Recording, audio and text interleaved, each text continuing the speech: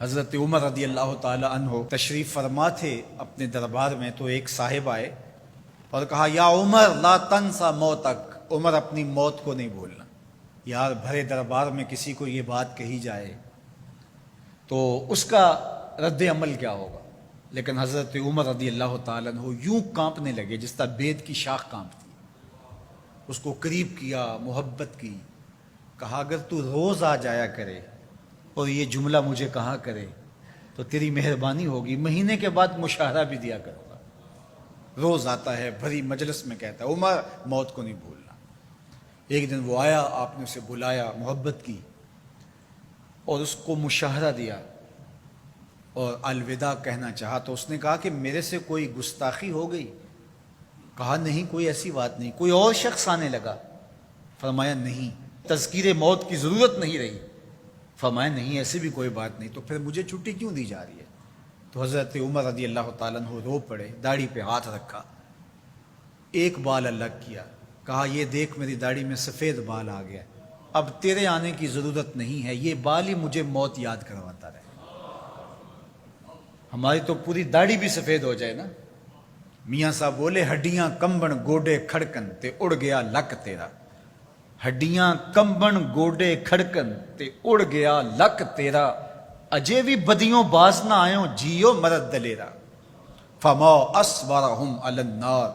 اللہ قرآن مجید میں فرماتا ہے لوگوں کا آگ پر کتنا حوصلہ ہے، کتنی ڈٹائی سے، دلیری سے کہہ دیتے ہیں یہ جہاں مٹھا اگلا کس نے ڈٹھا۔ جب ہم کسی کے جنازے کو کندھا دیتے تو ہم سمجھتے ہیں اسی کے جنازے کو کندھا دیا، یہ نہیں سوچتے کہ یہ وقت ہمارے اوپر بھی آنے والا ہے۔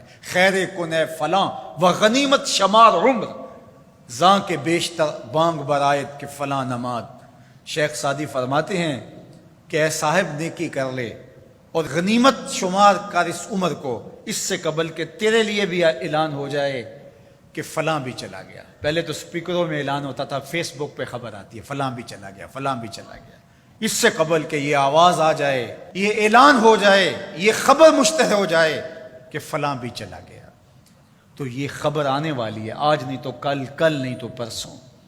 تو کہا کثرت کے ساتھ موت کو یاد کرو، اس سے تمہارے دلوں کا زنگ اترے گا، تم اپنی آخرت کی طرف متوجہ ہو گئے۔ اور دوسری بات ارشاد فرمائی وَتِلَاوَةُ القرآن، اور قرآن مجید کی تلاوت کرو۔ قرآن مجید کی تلاوت اگر تمہاری زندگی کا معمول بن گیا تو تلاوت ایسا نور ہے جو دلوں کے زنگ اتار دیتا ہے اور اللہ کی معرفت کا رنگ چڑھا دیتا ہے۔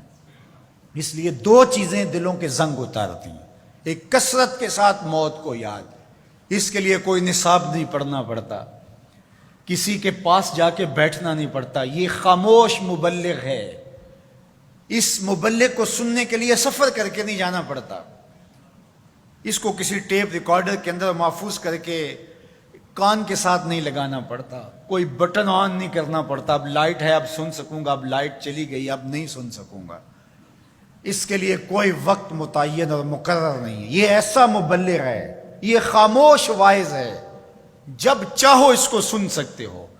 تو کثرت کے ساتھ موت کو یاد کرنا یہ تمہارے لیے دلوں کے زنگ اتارنے کا سبب۔ اور دوسری چیز ارشاد فرمائی وَتِلَاوَةُ القرآن، اور قرآن مجید کی تلاوت۔ جب قرآن مجید کی تلاوت معمول زندگی بن جاتی ہے تو دلوں کے زنگ قرآن مجید اتارتا ہے۔ اس سے بہتر دلوں کو پاک کرنے والی اور چیز ہو کیا سکتی ہے؟ اللہ کا کلام ہمارے پاس موجود ہے۔ اس وقت کسی امت کے پاس، کسی قوم کے پاس منزل من اللہ کتاب اصلی صورت کے اندر موجود نہیں ہے۔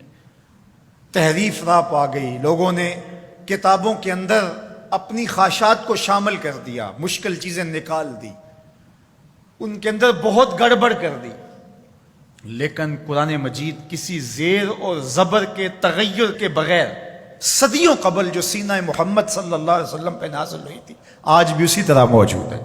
ایک زیر اور زبر کا فرق بھی نہیں ہے۔